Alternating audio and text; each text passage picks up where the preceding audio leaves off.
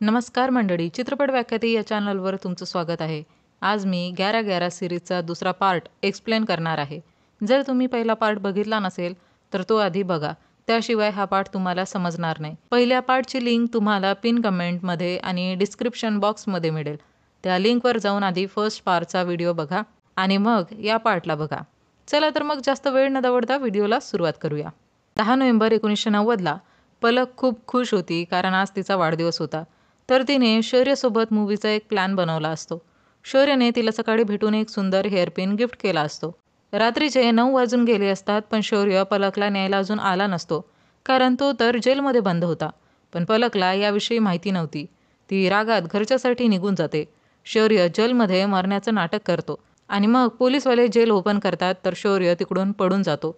पलक कल्की नावाच्या बसमध्ये चढते, ज्या बसचा ड्रायव्हर असतो ब्रह्मदत्त. तो पलकला एक नजर बघतो आणि त्याच्या साईडला ठेवली असते त्या किलरची हुडी. शौर्य खूप प्रयत्नाने शेवटी पलकजवळ पोहोचतो, पण खूप लेट झालं असतं. किलरने ऑलरेडी पलकला मारलं असतं. पलकची जिथं हत्या झाली होती तिथंच आपल्याला दिलशान पडताना दिसते. युग पलकचा फोटो बघत वेट करतो फोटो चेंज होण्याचा, पण असं होत नाही कारण तो पास्ट चेंज करू शकला नसतो, सगळं नीट करू शकला नसतो. वर्तमानमध्ये तर दिलशान मरण पावली असते, पण समजायला येत नाही की 26 वर्षानंतर सेम पॅटर्नने खून का केला गेलाय. आता स्टोरी 1997मध्ये जाते, जिथं आपण वामिकाला बघतो. तिची न्यू जॉईनिंग असते आणि तिला या जॉबमध्ये खूप प्रॉब्लेम होत होता कारण तिला क्राईम आणि क्रिमिनलला हँडल करण्याचा एक्सपिरियन्स नव्हता. पण शौर्य तिला खूप सपोर्ट देतो, समजावतो आणि बोलतो की आपल्याला पोलीस असण्याचं आपलं कर्तव्य पार पाडावंच लागणार. प्रेझेंटमध्ये फॉरेन्सिक डॉक्टर सांगते की दिलशानचा पण खून टाय अँड डाय या केससारखाच केला गेलाय. फक्त एक डिफरन्स म्हणजे की तिची डेथ गळा दाबून नाही तर थिनर इनहेल करण्यामुळे झाली. पण टाय अँड डायचा हत्यारा मुलींना गळा दाबूनच मारायचा. दिलशानच्या हातपाय नंतर बांधल्या गेली, पण या आधीच्या केसेसमध्ये कुणी आधी हातपाय बांधायचा. या सगळ्या गोष्टीवरून हेच लक्षात येतं की दिलशानचा खून दुसऱ्याच कोणीतरी केलाय. पण दिलशानच्या मर्डररचा टाय अँड डाय या खुनाऱ्याशी काहीतरी संबंध नक्कीच आहे, कारण हातपाय बांधण्याची टेक्निक दोन्ही केसमध्ये सेमच होती. बलवंतला आठवतं की ते जेव्हा दिलशानच्या घराजवळ होते तेव्हा तिकडून एक वरात जात होती. तर फोटोग्राफर्स तर नक्कीच आले असतील, तर काय माहीत त्यात काही रेकॉर्ड झालं असेल. तर तो फुटेजेस शोधण्याच्या कामात लागतो. वामिका बोलते की जेव्हा आपण बस ड्रायव्हरविषयी चौकशी करायला गेलो आणि आपल्याला तिथं दिलशानविषयी माहिती पडलं की ती बस ड्रायव्हरला ओळखते, नेमका तेव्हाच तिचा खून झाला. आपल्याला बस ड्रायव्हर ब्रह्मदत्ताचा पत्ता लावावा लागेल, तेव्हाच काही माहिती मिळू शकेल. शौर्य दुःखात बुडालेला असतो. त्याला माहिती होतं की पलकसोबत काय होणार आहे, पण तरीही तो पलकला वाचू शकला नसतो. पोलिसांच्या लपून छपून शौर्य त्याच्या वडिलांकडे आनंदकडे जातो आणि त्यांना बिलगून खूप रडतो. त्याला वाटायचं की पलकची डेथ त्याच्यामुळे झाली. जर त्याने ऑफिसर युग आर्ग्याच्या गोष्टीवर विश्वास ठेवला असता तर आज पलक जिवंत असती. यासाठी तो स्वतःलाच दोषी मानायचा. युग बस स्टॉप ऑफिस जातो बस ड्रायव्हर ब्रह्मदत्तचा पत्ता लावायला. तेव्हा सफाई कामगार सांगतो लास्ट वीक ब्रह्मदत्त दिलशानला भेटायला आला होता आणि त्या दोघांचं भांडण झालं होतं. दिलशान बोलली होती की मी तुझ्याविषयी पोलिसांना सगळं सांगेन. ब्रह्मदत्त आता एका दुकानात एका पेंट शॉपवर काम करतो, तर तो तुम्हाला तिकडेच भेटणार. फॉरेन्सिक एक्सपर्ट दीपू दिलशानच्या घरून एका कपाचा तुकडा घेऊन येते. हा विचार करून यावर खुनाऱ्याचे फिंगरप्रिंट्स मिळू शकतील, तर ती त्या प्रोसेसमध्ये लागली असते. वामिका पोलीस रेकॉर्ड चेक करण्यामध्ये लागली असते की ब्रह्मदत्तच्या नावावर कोणत्या पोलीस केसेस तर नाही ना. तर त्याच्यावर एक ॲक्सिडेंटची केस निघते आणि मग तिकडून सगळी त्याची इन्फॉर्मेशन मिळते. वामिका ब्रह्मदत्तचा फोटो बलवंतला सेंड करते, तर त्याच्या चेहऱ्याचा एक व्यक्ती व्हिडिओमध्ये दिसतो. त्याने ती सेम हुडी घातलेली असते जो टाय अँड डायचा हत्यारा घालायचा. यावरून ब्रह्मदत्तच मर्डरर आहे हे कन्फर्म होतं. वामिका ब्रह्मदत्तच्या घरी जाते, पण तिथं घराला लॉक असतं. दरवाजाबाहेर खूप सारे पोस्ट पडलेली असतात. त्यामधलंच एक हॉस्पिटलचं बिल पण असतं, म्हणजे ब्रह्मदत्त बितल हॉस्पिटलला आहे. दीपूला कपाच्या तुकड्यावर मेल फिंगरप्रिंट्सच मिळतात. युग पेंटच्या दुकानावर पोहोचतो जिथं ब्रह्मदत्त काम करायचा. तिकडून त्याला खूप सारी इन्फॉर्मेशन मिळते. रेकॉर्ड्समध्ये ब्रह्मदत्ताचे फिंगरप्रिंट्स ऑलरेडी होते, तर दीपू त्या फिंगरप्रिंटशीच मॅच करते, म्हणजेच कपवर मिळालेल्या फिंगरप्रिंटशी ते मॅच करत होते. वामिका युगला कॉल करून सांगते की बीतेल हॉस्पिटल पोहोचून ब्रह्मदत्तला अरेस्ट कर, कारण खुनी ब्रह्मदत्तच आहे. युग बोलतो की खुनी तर ब्रह्मदत्त आहेच, पण टाय अँड डायचा सनकी मर्डरर तो नाही. मामला काही ओरच आहे. आता 11:11 परत कनेक्शन लागतं. शौर्य विचारतो 2016 टाय अँड डायचा गुन्हेगार मिळाला की नाही. त्याने माझं सर्वस्व हिरावून घेतलं. युग सांगतो की बस स्टॉप ऑफिसचे कर्मचारी दिलशानचा पण खून झालाय. ती बहुधा किलरला ओळखत असावी. शौर्य समजतो की तो खून ब्रह्मदत्तनेच केलाय आणि युगची पूर्ण गोष्ट ऐकल्याविनाच तो ब्रह्मदत्तला पकडण्यासाठी निघतो. वामिका हॉस्पिटल पोहोचते तर तिला कळतं की तिथं ब्रह्मदत्त नाही तर त्याचा मुलगा बिरजू ॲडमिट आहे. शौर्य ब्रह्मदत्तच्या घरी पोहोचते, पण तो घरी नसतो. शौर्यला तिथं खूप साऱ्या लाल ओढण्या आणि तुटलेल्या डॉल्स मिळतात, ज्यांना खूप क्रुअली तोडलं मोडलं असतं. वामिकाला बिरजू बेशुद्ध अवस्थेत मिळतो. युग वामिकाला कॉल करून सांगतो की ब्रह्मदत्त टाय आणि डायवाला मर्डरर नाही. त्याने दुसऱ्या कोणाला वाचवण्यासाठी दिलशानला मारलंय. त्यावेळेस खुनी 22-23 वर्षाचा असेल, तर तो ब्रह्मदत्त असू शकत नाही. वामिका बिरजूजवळ जाते. तिला डाऊट येतो की बिरजूच तर तो मर्डरर नाही ना. तितक्यात अचानक वामिकावर बिरजू अटॅक करतो. शौर्यला ब्रह्मदत्त भेटतो आणि शौर्य त्याला खूप मारतो. पण तेव्हाच बिरजू मागून येऊन शौर्यवर हमला करतो. इथं आपल्याला समजतं की टाय अँड डाय मर्डर केसचा सिरियल किलर ब्रह्मदत्त नसून त्याचा मुलगा बिरजू आहे. बिरजू शौर्यवर हमला करून तिकडून पडतो. शौर्य त्याचा पाठलाग करतो. बिरजू वामिकाचा गळा दाबून तिला मारणारच, तर वामिका एनीहाऊ त्याच्यापासून स्वतःला वाचवते. तिथं युग, बलवंत आणि बाकी सगळे पण येतात. तर बिरजू एकदम इनोसेंट बनण्याची ॲक्टिंग करतो की मी काही केलं नाही, तुम्ही मला फसवताय. युग सांगतो की जेव्हा बिरजू लहान होता तर तो घरी एकटाच असायचा. त्याची आई एका प्लाझामध्ये हाऊसकीपिंगचं काम करायची आणि ब्रह्मदत्त बस ड्रायव्हर असल्यामुळं तो तिकडेच बिझी राहायचा. त्यामुळे बिरजू लहानपणातच बिघडला. त्यावर लक्ष देण्यासाठी ब्रह्मदत्ताने त्याच्या पत्नीला नोकरी सोडण्यासाठी बोललं, पण ती मना करते आणि यावरूनच रोज मग त्यांची भांडण व्हायची. बिरजू त्याच्या आईला त्रास देण्यासाठी काहीतरी उटपटांग गोष्ट नेहमी करायचा, तर आई त्याला पनिशमेंट म्हणून लाल ओढणीने बांधून ठेवायची. एका रात्री आई बिरजूला बांधून नेहमीसाठी घर सोडून निघून गेली, तर ती कधी परतलीही नाही आणि ब्रह्मदत्तने पण तिला शोधण्याचे काही एफर्ट्स पण घेतले नाही. त्यानंतर ब्रह्मदत्त बिरजूला बसमध्ये सोबत नेऊ लागला, पण त्याच्या मनात खूप राग भरलेला होता. त्या लेडीज विरुद्ध ज्या जॉब करायच्या, एकट्या फिरायच्या, अशा बायकांना तो खूप हेट करायचा, कारण त्याला अशा बायकांमध्ये त्याची आई दिसायची. जेव्हा बिरजू मोठा झाला तेव्हा ब्रह्मदत्तने त्याला पेंटच्या दुकानावर काम मिळवून दिलं. त्याच्या नावावर ॲडव्हान्स उचलला. त्यानंतर बिरजूला नशेची सवय लागली. तो दिवसभर नशा करायचा, कामचोरी करायचा. यामुळं मग त्याला कामावरून कमी करण्यात आलं. जॉब तर सुटला होता, पण ॲडव्हान्स उचलल्यामुळं ब्रह्मदत्तला त्याच्या जागी काम करावं लागलं. त्याला घरी एकटं सोडता येत नव्हतं, म्हणून ब्रह्मदत्त त्याला बसमध्ये घेऊन जाऊ लागला. तर बिरजूने बसलाच हंटिंग ग्राउंड बनवलं. जेव्हा त्याला बसमध्ये नीट रेडी झालेल्या जॉबवर जाणाऱ्या मुली दिसायच्या, तो त्यांचा पाठलाग करायचा आणि मग त्यांना मारून टाकायचा. हे सगळं सुरू असताना ब्रह्मदत्त स्वतःला पोलिसांच्या हवाली करतो, हे बोलून की टाय अँड डायचा सिरियल किलर तोच आहे. पण आपल्याला माहिती असतं की हे सगळं तो त्याच्या मुलाला बिरजूला वाचवण्यासाठी करत होता. वामिका तिच्या सिनियर ऑफिसरला समजावण्याचा प्रयत्न करते की दिलशानचा मर्डर ब्रह्मदत्तने केलाय, पण टाय अँड डायवाला सिरियल किलर तो नाही, त्याचा मुलगा बिरजू आहे. त्यावर ऑफिसर बोलतो की विदाऊट प्रूफ तुझ्यावर कोण विश्वास करेल की एका अपंग व्यक्तीने तुझ्यावर अटॅक केलाय आणि इतके सगळे मर्डर पण त्यानेच केले. त्यापेक्षा बेटर हेच आहे की जो आपल्याकडे ऑलरेडी आरोपी आहे त्यालाच गुन्हेगार म्हणून सादर करायचं. युग ब्रह्मदत्तजवळ जातो आणि बोलतो की बघ, तुझ्या मुलाने किती मुलींना किती निर्घुणपणे मारलंय, तर का वाचवतोय त्याला. 1990 ब्रह्मदत्तने बिरजूला बस कंडक्टर मालाला मारताना बघितलं असतं. तिला बिरजूवर संशय आला असतो, म्हणून मग तिला संपवलं जातं. आता आपल्याला सांगितलं जातं की बिरजू अपंग कसा झाला. बिरजू धावता धावता एका पडीक बिल्डिंगमध्ये पोहोचला. शौर्य त्याला खूप मारतो, पण ब्रह्मदत्त शौर्याच्या डोक्यावर अटॅक करून त्याला थांबवतो. शौर्य बस स्टॉप ऑफिसमध्ये ब्रह्मदत्तशी विचारपूस करायला गेला असता, तर त्याने म्हटलं होतं की बसमध्ये कोणीच चढलं नव्हतं. तो आताही खोटं बोलत होता. पण शौर्य वारंवार विचारतो, त्यावर ब्रह्मदत्त बोलतो की माझा मुलगा निर्दोष आहे. का तुम्ही त्याला फसू बघताय? तुमच्याकडे तर काही एव्हिडन्स पण नाही, तरी का मारताय त्याला. तेव्हा शौर्य बिरजूवर बंदूक ताणून बोलतो, बरोबर बोललास, ना कोणता एव्हिडन्स ना कोणता विटनेस, तर हा किस्सा आपण इथेच संपवून टाकू, म्हणजे पुढं हा कोणाचा खून करूच शकणार नाही. बिरजू मागे सरकत असताना त्याचा पाय घसरतो आणि तो खाली पडणारच, तर शौर्य त्याला पकडतो. शौर्य त्याला वाचवणार असतो, पण बिरजूच्या चेहऱ्यावर त्याने जे कृत्य केलं त्याच्याबद्दल जराही गिल्ट नसतो. म्हणून मग शौर्य त्याचा हात सोडतो आणि इतक्या उंचावरून पडल्यानंतर बिरजू अपंग होतो आणि म्हणूनच नंतरचे खून थांबले होते. ब्रह्मदत्त बोलतो, त्या शौर्यने माझ्या मुलाची लाईफ खराब केली. 25 वर्षापासून केस बंद पडली होती. माहिती नाही आता केस रिओपन करण्याची काय गरज पडली. तेव्हा युग विचारतो, आम्ही केस रिओपन केली म्हणून शौर्यला मारलं? तर ब्रह्मदत्त यावर हो असं उत्तर देतो.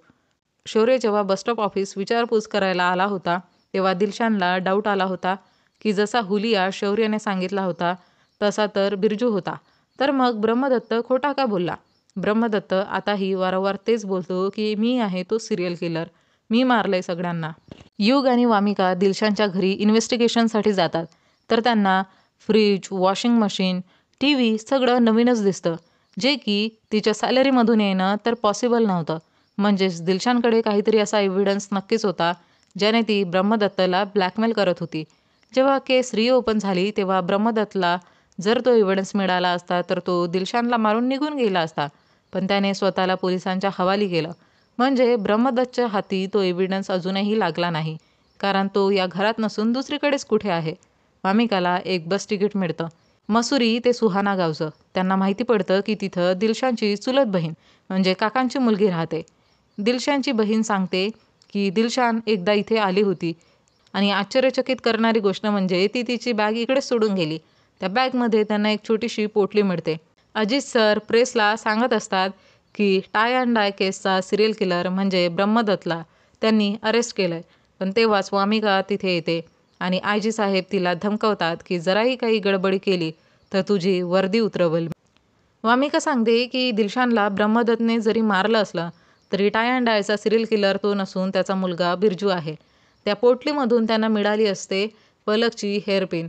जेव्हा किलरने पलकला मारण्याचा प्रयत्न केला तेव्हा पलकने त्या पिनने खुनाऱ्यावर हमला केला होता, तर किलरच्या गळ्यावर हेअरपिनचा निशाण पडला होता.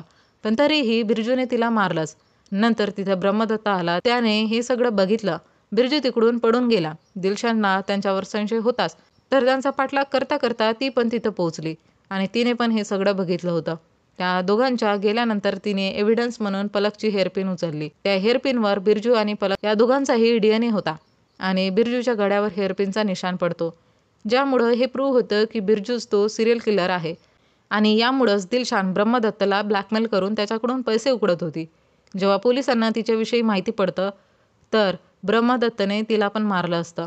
त्यानंतर मीडियामध्ये डिपार्टमेंटची खूप वाहवाही होते आणि आयजी पण खुश होतो. 26 वर्षानंतर पलक आणि त्या सगळ्या मुलींना अखेर न्याय मिळाला होता. युग पलकच्या आईला भेटून बोलतो की तुमची मुलगी खूप बहादूर होती आणि शेवटच्या क्षणापर्यंत तिने फाईट केलं आणि तिच्या हेअरपिनमुळेच आम्ही किल्लरला पकडू शकलो. आई बोलते की ती पिन तिचं बड्डे गिफ्ट होतं, जे तिच्या प्रेमी शौर्यने तिला दिलं होतं. खूप प्रेम करायचा शौर्य तिच्यावर आणि तिच्या मृत्यूला तो स्वतःलाच जबाबदार मानत होता की तो तिला वाचू शकला नाही. इन्व्हेस्टिगेशन दरम्यान त्याला सस्पेंड करण्यात आलं होतं. इन्क्वायरी कमिटीने नंतर त्याचं नाव क्लिअर केलं होतं. तो भेटायला यायचा मध्ये पण अचानक त्याचं येणं थांबलं. ना भेटायला आला ना कधी फोन केला. युग विचारतो कधीपासून त्याचं येणं बंद आहे, तर आई सांगते की जेव्हा आदितीची डेड बॉडी मिळाली होती तेव्हापासून येणं बंद झालं. रात्री 11:11 जेव्हा कनेक्शन लागतं तेव्हा युग शौर्याला सांगतो की आम्ही किल्लरला पकडलंय. तुम्ही जो पलकला हेअरपिन गिफ्ट केला होता त्याच्याच मदतीने आम्ही त्याला पकडू शकलो, पण तुम्ही 1990मध्ये काहीच करू शकत नाही, कारण त्यावेळेस टेक्नॉलॉजी इतकी विकसित झाली नव्हती. किती विचित्र होतं सगळं. सगळ्या गोष्टी कनेक्टेड होत्या आणि जी गोष्ट 26 वर्षाआधी शौर्यने पलकला दिली होती तीच गोष्ट 26 वर्षानंतर इतकी प्रायमरी ठरली की त्यामुळेच किलर पकडला गेला. शौर्यने पलकला मूव्ही नाईटचं प्रॉमिस केलं होतं, म्हणून तो 2 तिकीट्स घेऊन मूव्हीला जातो आणि पलकला आठवून खूप रडतो. वामिका आणि शौर्यमध्ये काहीतरी नक्कीच होतं, पण 2001मध्ये तो मारला गेला. पण सगळ्यांना वाटत होतं की तो कुठं निघून गेला. 15 वर्ष गेली असतात, पण आताही वामिकाला होप असते की शौर्य परत येईल. सगळे तिला मूव्ह ऑन करायला सांगतात. कोल्ड केस युनिटमध्ये आधी कोणाचंच कोणाशी पटत नव्हतं, पण 2 केसेस सॉल्व्ह करताना युग आणि वामिकाची चांगली अंडरस्टँडिंग जमली होती. युगचा पण एक पेनफुल पास्ट होता 21 डिसेंबर 1999ला जेव्हा युग लहान होता तेव्हा त्याच्या मोठ्या भावाने नस कट करून स्वतःचा जीव घेतला होता. काहीतरी नक्कीच झालं होतं त्याच्या भावासोबत, ज्यामुळं त्याला जेलमध्ये जावं लागलं आणि त्यानंतर त्याने मग ही स्टेप घेतली होती. युगला वाटतं की पास्ट चेंज करून मी माझ्या भावाला शौर्यच्या हेल्पने नक्कीच वाचू शकतो. वामिकाची आई वामिकाच्या मागे लग्नासाठी लागलेली असते, पण वामिका तर शौर्याचा वेट करत होती. युग ज्युवेलला बोलतो की 2001मध्ये तुम्ही आदिती तिवारीची केस हँडल करत होते, तेव्हा तुमचा ज्युनियर ऑफिसर होता शौर्य. त्याच्याविषयी माहिती हवी. ज्युएल बोलतो की करप्ट ऑफिसर होता तो. जशीच आयजी साहेबांनी इन्क्वायरी सुरू केली तसाच पडून गेला तो. वामिका शौर्याच्या वडिलांकडे जाऊन विचारते की शौर्य कधी परतणार. तो आपल्याला असं सोडून कसा जाऊ शकतो. वडील बोलतात की वेळ कित्येक रहस्य दडून ठेवते. वेदांत नामक एक व्यक्ती आहे ज्याचं म्हणणं आहे की वेळ फक्त एक भ्रम आहे. ते 3 घड्यांना एका लाईनमध्ये ठेवून बोलतात की हे पास्ट आहे, हे प्रेझेंट आहे आणि हे फ्युचर. आपल्याला वाटतं की पास्ट, त्यानंतर प्रेझेंट आणि मग फ्युचर अशी वेळेची संरचना आहे. पण आपण जर बघितलं तर आपण नाही पास्टला नाही फ्युचरला एक्सपिरियन्स केलंय. पास्ट एक मेमोरी आहे जिला आपण प्रेझेंटमध्ये आठवतो. त्याचप्रमाणे भविष्य एक कल्पना आहे जिला आपण वर्तमानमध्ये फील करतो. तर त्यामुळं मग नाही पास्ट आहे आणि नाही फ्युचर आहे, तो फक्त प्रेझेंट. या वर्तमानाला फील करणारी आपली आत्मा, चेतना. आत्मा आहे तर वर्तमान आहे, नाहीतर वर्तमानाचं काही अस्तित्वच नाही. म्हणून आत्माला सर्वोपरी मानतात, कारण ती जन्मही घेत नाही आणि मरतही नाही. आत्मा अंतहीन आहे. स्टोरी परत मागे जाते 1997मध्ये, जिथं आपण वामिकाला शौर्याचा डेस्क नीट करताना बघतो. तर तिला तिथं एक वॉकीटॉकी दिसतो. ऑफिसर बोलतो की त्याला हात लावू नकोस, तो शौर्याचा लकी चार्म आहे. वामिका त्या वॉकीटॉकीच्या खाली क्यूटशी स्माईल बनवते. प्रेझेंटमध्ये शौर्याचे वडील वामिकाला काही फाईल्स देतात ज्या घरी पडल्या होत्या. स्टोरी परत मागे जाते 1998मध्ये, जिथं पोलीसवाले ट्रकला थांबवतात, पण मग समजतं की ते पोलीस नसून गुंड आहेत आणि त्यांचा म्होरक्या बबलू बारूद. तो ट्रक सुलतानिया नामक व्यक्तीचा होता, जो इल्लिगली लाकूड सप्लाय करायचा आणि त्याच्या ट्रकला बबलू बारूदने लुटलं असतं. नेक्स्ट डे ज्युवेल ब्रीफिंग देत असतात की बबलू उद्योगपती धरमवीर, जो एक मोठा लाकूड लष्कर आहे, त्याच्यासाठी काम करतो. सुलतानिया धरमवीरचा मेन शत्रू आहे आणि रात्री बबलूने सुलतानियाचा एक ट्रक लुटला आणि इथून मग त्यांचं भांडण आणखीनच जोरावर सुरू होतं. बबलू तिथं पार्टी करत असताना कोणतरी तिथं येतं, ज्याला बबलू चांगलाच ओळखत होता, पण तो पर्सन बबलू समेत सगळ्यांना मारून टाकतो. बबलूपासून एक चावी घेतो आणि त्या बॉक्समधून पैसे आणि सीडी घेऊन निघून जातो. ज्युवेलचं म्हणणं असतं की सुलतानियाने बबलूला मारलं आणि आता धरमवीरला बदला घ्यायचा आहे. शौर्य शमशेर नावाच्या व्यक्तीला भेटतो, जो आधी सुलतानियासाठी काम करायचा, पण आता ते सगळं त्यांनी सोडलं असतं. पण शौर्यला डाऊट येतो की यानेच तर बबलूला नाही ना मारलं. शमशेराची एक मुलगी असते गरिमा, जिच्यावर शमशेराचा खूप जास्त जीव होता. ती स्वतःही बोलते की माझे वडील असं काम करू शकत नाही. हे सगळं त्यांनी केव्हा सोडलंय. शौर्य शमशेराला खूप आधीपासून ओळखत होता. तो गरिमाला पण भेटत राहायचा. लाकूड तस्करी केस संबंधी शमशेराला 4 वर्षाचा कारावास भोगावा लागला होता. तेव्हा शौर्यनेच गरिमाचा सांभाळ केला होता आणि शमशेरा जेलमधून सुटून आल्यावर त्याला पण सेटल केलं की त्याने वाईट मार्गावर परत जाऊ नये. धरमवीरचं नेत्यांसोबत खूप कनेक्शन होतं. तो सरळ SP ऑफिसर भाटियाकडे जाऊन त्याला बबलूच्या मर्डरचा लवकरात लवकर शोध लावण्यासाठी प्रेशराईज करतात. आपण बघतो की कोणीतरी लपून चोरून शौर्याचे फोटो घेतोय. एकट्यात गरिमा शौर्याला बोलते की माझ्या वडिलांनी काहीच केलं नाही. आधी पण ते फक्त तस्करीच करायचे, त्यांनी कोणाचा खून केला नाही. जो फोटो क्लिक करत होता तो सुलतानियाचाच माणूस होता. तो बोलतो की शमशेरा पोलिसांना मिळालाय आणि बबलूला टिंबरचा पत्ता यानेच दिला असावा. सुलतानिया शमशेराला संपवायचा ऑर्डर देतो. प्रेझेंटमध्ये युग मोहित नावाच्या व्यक्तीला भेटतो, ज्याने शौर्यवर करप्शनचे आरोप लावले होते. युगच्या गेल्यानंतर लगेचच मोहित ऑफिसर ज्युवेलला कॉल करून सांगतो की इन्स्पेक्टर युग येऊन शौर्यविषयी विचारत होता. तर मी तेच 15 वर्ष आधीची जुनी स्टोरीज रिपीट केली. ज्युवेल आयजी भाटियाला हे सगळं सांगतो. तर तो विचार करतो की युगला शौर्यविषयी कसं माहिती. रिपोर्टनुसार शौर्यची जीप हायवेवर 3 नोव्हेंबर 2001ला मिळाली होती. 3 नोव्हेंबर 2001ला युगचं आणि शौर्यचं कन्व्हर्सेशन वॉकीटॉकीवर पहिल्यांदा झालं होतं, जेव्हा ते टेक्सटाईल मिलमध्ये होते. जर तो इन्व्हेस्टिगेशनपासून पडत होता तर मग केस सॉल्व्ह करण्यासाठी त्याने इतकी मदत का केली. म्हणजेच करप्शन चार्जेस खोटे असून विटनेसेस आणि इव्हिडन्स सगळं प्लांटेड होतं. आणि इतकी सगळी प्लॅनिंग प्लॉटिंग पोलिसांच्या मदतीविना शक्यच नाही. म्हणजे डिपार्टमेंटचंच कोणीतरी त्यांना फसवतंय. ते कुठं गेले नसून त्यांचा मर्डर झालाय. 1998ला शौर्य धर्मवीरच्या एका माणसाला काही फोटोज दाखवतो, ज्याच्यासोबत एक वकील पण होता. त्या पर्सनने त्या व्यक्तीला बघितलं होतं ज्याने बबलूला मारलं होतं. त्या शमशेराचा पण फोटो होता. तो व्यक्ती बोलतो की हाच तो पर्सन आहे जो व्हाईट गाडीमध्ये आला होता. शमशेराकडे व्हाईट गाडीच होती. तर आता शौर्यला समजायला येत नाही की कोण खरं बोलतंय आणि कोण खोटं. 11 वाजून 11 मिनिटांनी परत ट्रान्समिशन होतं. यावेळेस युगचं बोलणं 1998च्या शौर्यशी होतं. म्हणजे शौर्यसाठी तब्बल 8 वर्षानंतर हे कनेक्शन होत होतं. शौर्याला वाटतं की मे बी आवश्यक असेल तेव्हाच ट्रान्समिशन होत असावं. यावेळेस शौर्यला युगची खूप आवश्यकता होती. तो विचारतो की बबलू बारूद केसमध्ये गुन्हेगार पकडला गेलाय का? त्यावर युग बोलतो की ती केस तर आज पण अनसॉल्व्ड आहे. शौर्य बोलतो की आम्हाला काही क्लूज हवेत, कारण क्राईम सीनवर असं काही मिळालं नाही. युग बोलतो की गुन्हेगार जर गाडीमध्ये तिकडून पडाला असेल तर तिथं टायरचे निशाण असतीलच ना. तर शौर्य बोलतो रोड पूर्ण कॉन्क्रीटचा आहे, त्यामुळं टायरचे निशाण नाही. पण युग बोलतो की टायरचे निशाण तर नक्कीच असतील. तुम्हाला बस एक ॲडव्हान्स टेक्नॉलॉजीची मशीन हवी. पण शौर्याच्या वेळेस त्या मशीनचा शोध लागला नव्हता. तर युग एक जुगाड सांगतो ते इन्स्ट्रुमेंट बनवण्याचं. पण तेव्हाच कॉल कट होतो. शौर्य युगने सांगितल्याप्रमाणेच तो जुगाड करून टायरचे प्रिंट घेतो. ते प्रिंट शमशेराच्या गाडीचेच होते. शौर्य शमशेराला पकडणारच तर सुलतानियाचा माणूस त्याला घ्यायला तिथं येतो. शमशेरा तिकडून पडू लागतो, पण शौर्य त्याला पकडतोच. पण तेव्हा सुलतानियाचा माणूस स्नायपर गनने शमशेराला मारतो, पण ती गोळी गरिमामध्ये आल्याने गरिमाला लागते. आतापर्यंत ही न्यूज असते की बबलू बारूदला मारणारा किलर पकडला जाऊ शकला नाही. पण आता न्यूज चेंज झाली असते. आता न्यूज असते की बबलू बारूदचा किलर शमशेरा पकडला गेलाय. 18 वर्षानंतर शमशेराची बाकी सजा माफ करून त्याला सोडलं जातं त्याच्या नीट बिहेवियरसाठी.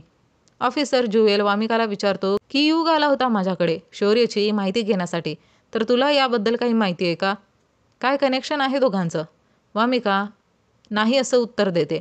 आता आपण सुलतानियाच्या मुलीला बघतो, जी व्यसनाधीन आहे.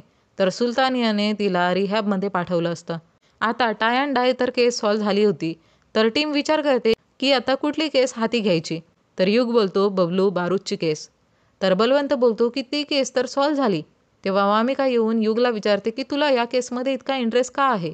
तर युग बोलतो 18 वर्षापासून एक क्रिमिनल पूर्ण जस्टिस सिस्टमची खिल्ली उडून बाहेर फिरतोय आणि एक इनोसंट व्यक्ती त्या बदल्यात जेलमध्ये बंद आहे. शमशेरा कोणाचा खून करू शकत नाही. तो तस्करी करायचा, पण खून करण्याइतपत तो निर्दयी नव्हताच. खुनी दुसराच कोणीतरी आहे.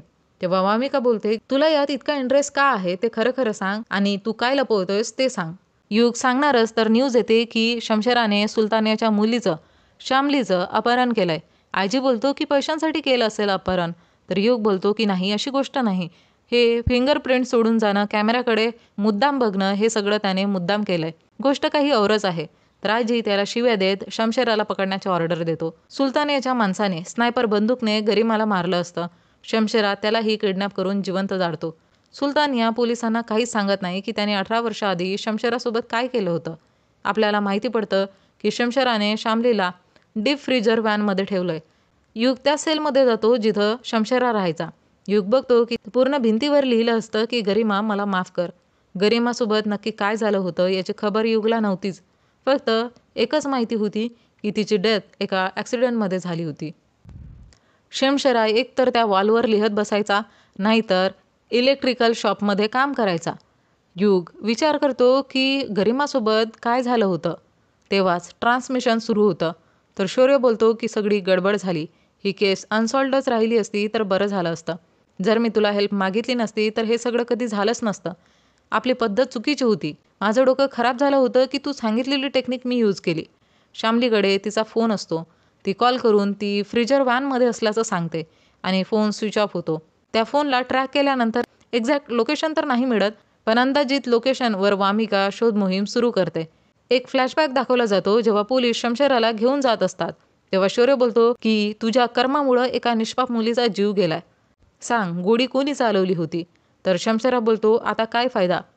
ती तुला किती मानायची, पण तू तिच्यावर विश्वास केला नाही आणि आता सगळं संपलं. गरिमाची शपथ घेऊन बोलतो की मी निर्दोष आहे. विटनेसेस एव्हिडन्सेस तर नकली आहेतच, हे तर मला आधीच माहिती होतं. पण तू पण नकली आहे हे माहिती नव्हतं. शौर्य त्या पोलीसवाल्याची धुलाई करतो ज्याने बोललं होतं की टायर प्रिंट शमशेराच्या गाडीशी मॅच होत आहे. तो पोलीसवाला बोलतो, वरिष्ठांचं प्रेशर आणि तुमची ही केस सॉल्व्ह करण्याची घाई, त्यामुळं मी तो खोटा विटनेस ॲक्सेप्ट केला. मग जबरदस्तीच्या टेक्नॉलॉजीने टायरचे प्रिंट काढले. तर मला वाटलं की तुम्ही धरमवीरच्या वकिलाशी मिळाले आहात आणि त्यांच्या सांगण्यावरून मी ती खोटी रिपोर्ट बनवली होती. शौर्य धरमवीरच्या वकिलाला भेटतो. तर तो बोलतो की केस सॉल्व्ह करण्याचं क्रेडिट तर तुम्हाला मिळालंच आहे आणि तुमच्या नवीन टेक्नॉलॉजीचं खूप खूप कौतुक, त्यामुळंच तर हे सगळं पॉसिबल होऊ शकलं. वकिलाने कोणत्याच रेकॉर्डमध्ये, वृत्तपत्रामध्ये गरिमाच्या डेथची न्यूज छापूच दिली नाही आणि तिच्यासोबत काय झालं होतं हे जगापुढे येऊच दिलं नाही. हे सगळं यासाठी की शमशेराला सिंपती मिळू नये आणि त्याची शिक्षा कमी होऊ नये. स्टोरी प्रेझेंटमध्ये येते. युग वामिकाला कॉल करून बोलतो की शमशेरा शामलीच्या मागावर नाही तर दुसऱ्याच कोणाच्या तरी मागावर आहे. त्याला खोट्या केसमध्ये अडकवलं गेलंय. त्याच्या मुलीसोबत नेमकं काय झालं होतं याचा कुठे काही रेकॉर्डच नाही. शमशेराने जेलमधून निघताच सुलतानियाच्या मुलीला किडनॅप केलं, कारण त्याला वाटत होतं की सुलतानियाने त्याच्या मुलीला गरिमाला मारलंय. शमशेराला माहिती होतं की यात पोलीस नक्कीच इन्व्हॉल्व्ह होईल, म्हणून मुद्दाम त्याने शामलीकडे तो फोन ठेवला होता की ती कॉल करेल आणि सगळी पोलीस फोर्स मग तिकडे जाईल. आता शमशेरा कॉल करून सुलतानियाला एका जागेवर बोलवतो. युग डोकं लावतो की जेव्हा बदला घ्यायचा असतो तेव्हा गुन्हेगार तीच प्लेस चूज करतो जिथं आधीचा क्राईम घडलाय. आता युग त्या प्लेसला जातो जिथं गरिमाची डेथ झाली होती, कारण हे सगळं त्याला शौर्याने सांगितलं होतं. वामिका तिच्या आईवर नाराज होती. ती वारंवार कॉल करून लग्नाबद्दल बोलत होती. तर वामिका इरिटेट होऊन कॉल कट करून फोन गाडीमध्येच ठेवते. सुलतानिया शमशेराने सांगितलेल्या प्लेसवर येतो. शमशेरा एका व्हॅनकडे इशारा करून बोलतो की शामली त्या व्हॅनमध्ये आहे. सुलतानिया त्या व्हॅनकडे पडतो, पण तेवढ्यातच युग तिथं येऊन शमशेराला पकडतो. शमशेरा बोलतो की शिक्षा तर मला आधीच मिळाली, बस क्राईम मी आता करतोय. वामिका आणि सुलतानिया फ्रीजर व्हॅनजवळ पोहोचतात, पण त्याला लॉक लावलं असतं. युग विचार करत असतो. तेव्हा त्याला आठवतं की शमशेरा जेलमध्ये इलेक्ट्रिशियनचं काम करायचा. फ्रीजर व्हॅनमध्ये कूलिंगसाठी LPGचा यूज केला जातो, म्हणजे फ्रीजर व्हॅन ओपन केल्यावर ब्लास्ट होईल. युग वामिकाला कॉल करून हे सगळं सांगणार असतो, पण वामिका तिचा फोन गाडीमध्ये ठेवून आली असते. वामिका गोळी मारून लॉक ओपन करून शामलीला बाहेर काढते. फ्रीजरच्या आत एक स्विच होता, तर वामिकाला वाटतं की यामुळं फ्रीजर ऑफ होईल, पण त्या स्विचला ऑफ करताच त्या व्हॅनचा ब्लास्ट होतो आणि वामिकाची त्यात मृत्यू होते. युग तिकडे येतो, पण वेळ निघून गेली असते आणि स्फोट इतक्या इंटेन्सिटीचा असतो की युग पण बेशुद्ध होतो. जेव्हा शुद्धीवर येतो तर बघतो की वामिकाच्या डेड बॉडीला तिकडून नेल्या जातंय. सुलतानियाची पण यात डेथ झाली असते. वामिकाच्या हातून शौर्याची घड्याळ पडते, तर युग तिला उचलतो. रात्री 11:11 कनेक्शन परत लागतं, पण शौर्याला बोलायचं नसतं, कारण त्यामुळे सगळी गडबड व्हायची. युग बोलतो की एक लास्ट टाईम माझी हेल्प कर, एका पोलीस ऑफिसरला वाचवायचंय. वामिका नाव आहे तिचं. तिची डेथ एका ॲक्सिडेंटमध्ये झाली. हे ऐकता शौर्य वॉकी टॉकी उचलतो, पण तेव्हाच फोन रिंग करतो आणि फोनवर असते वामिका. म्हणजे शौर्याच्या प्रेझेंटमध्ये वामिका जिवंत होती आणि युगच्या प्रेझेंटमध्ये वामिकाची डेथ झाली असते. आणि मंडळी, 11-11 वेब सिरीजच्या सीझन 1चा इथे द एंड होतो. तर मंडळी, हे होतं 11-11 सिरीजचं एक्सप्लेनेशन. तुम्हाला ही वेब सिरीज आणि माझं एक्सप्लेनेशन आवडल्यास व्हिडिओला लाईक, शेअर, कमेंट करा. सोबतच चॅनलला सबस्क्राईब करून बेल आयकॉनला प्रेस करायला विसरू नका, ज्यामुळे येणाऱ्या प्रत्येक नवीन व्हिडिओचे नोटिफिकेशन तुम्हाला सर्वात आधी मिळून तुमचा एकही व्हिडिओ मिस होणार नाही. चला तर मंडळी, भेटूया लवकरच एका नवीन व्हिडिओमध्ये. तोपर्यंत टाटा, बाय बाय.